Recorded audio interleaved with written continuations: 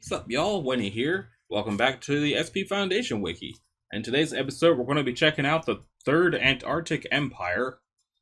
I'm gonna guess Euclid? Hey! Alright, so, special containment procedures. Only minimal security measures are necessary to contain 1483 due to both the nature of the property and the difficulty in accessing it.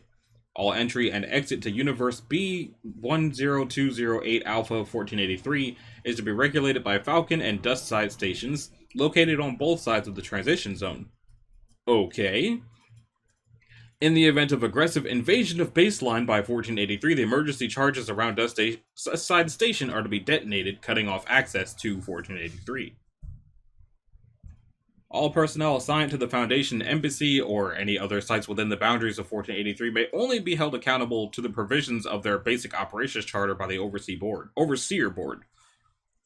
In all other matters, personnel are to be held to the laws of 1483 and all provisions of the agreements made with the throne of the Empress and the Imperial Institute of Paranatural and Esoteric Study, henceforth referred to as Yipes. I want to pronounce it like that. Foundation sites within 1483 are considered a semi-autonomous district of operations under the Exploratory Research Provisions, O5 Special Order 108A. The position of Commissioner has been instituted with Level 5 clearance to oversee Foundation operations within 1483. The individual holding the position has no authority outside of this jurisdiction.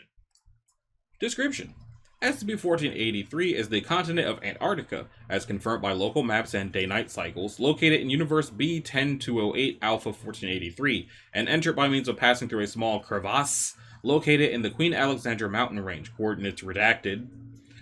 And what does that say right there in that footnote? Approximately 1.7 meters across. So like 7-8 feet. The transition location is classified as Suisse 2, stable, stationary, unaided, instantaneous, safe two-way, universal overlap. The environment is most notable in its overall lack of surface ice. The majority of the continent consists of a central BWH desert region, interspersed with seasonal rivers and lakes. Vegetation is sparse and primarily consists of coastal forests and scrubland. Agriculture is carried out during the summer months through a complex series of irrigation canals and large plantations, taking advantage of glacial melts. The average summer temperature is approximately 35 degrees Celsius, 95 Fahrenheit, with winter temperatures reaching negative 35 Celsius, which is negative 31 Fahrenheit somehow. The cause of this temperature and the implications on the rest of the planet's climate are unknown at this time. Many species of native life bear no resemblance to baseline species, and several have been specially bred or otherwise modified by one. There is no indication of biological cross-contamination between 1483 and baseline. Similarities are the result of convergent evolution. The sapient inhabitants of SCP-1483 are designated as 1. Homo antarcticus.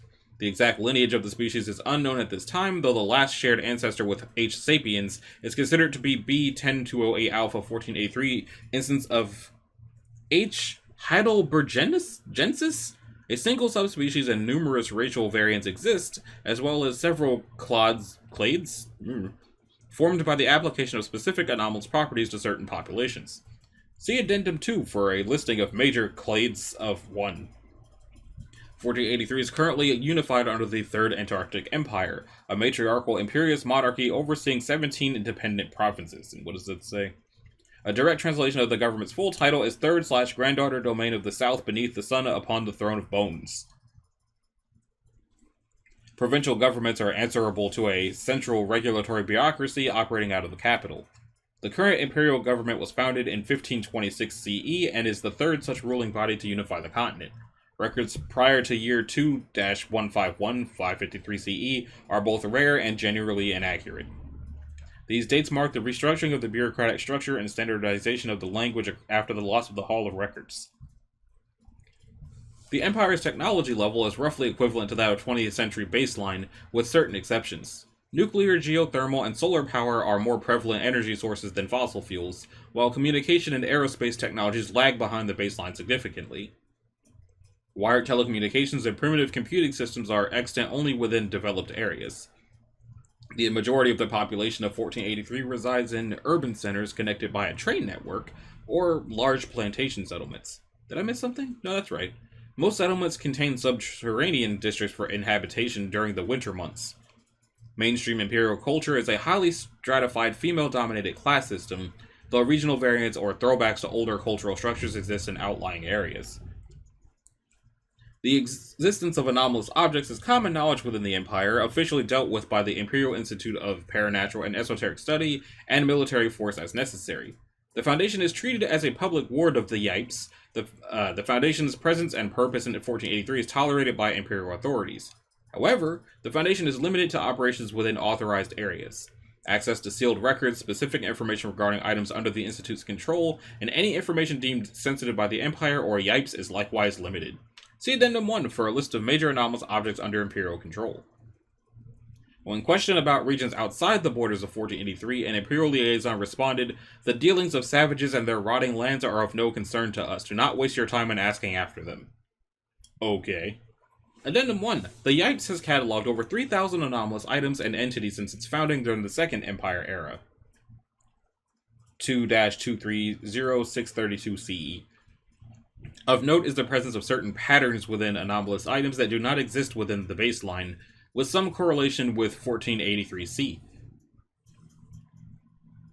The Institute's philosophy towards anomalous items is primarily focused on destruction of threats, study, and public preparation. Approximately 500 items are actively contained or monitored by the Institute at this time. The most notable of these include A.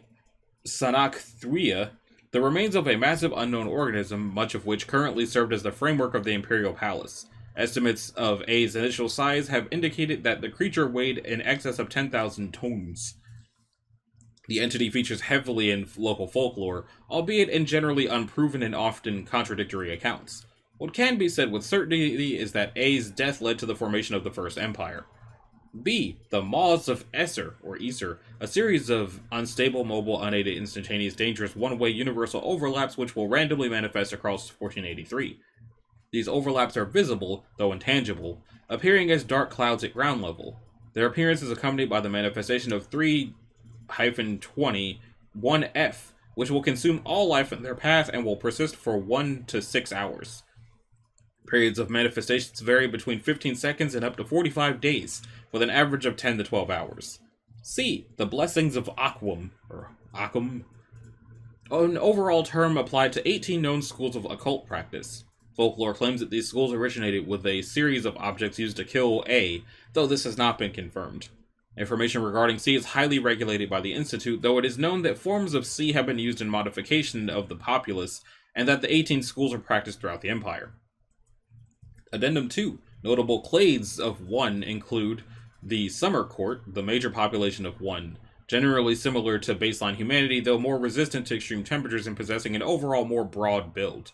B. The Black Court, a subspecies of 1 specialized to survive outside in winter conditions by means of a thick layer of body fat and fur, and capable of reproducing with other clades.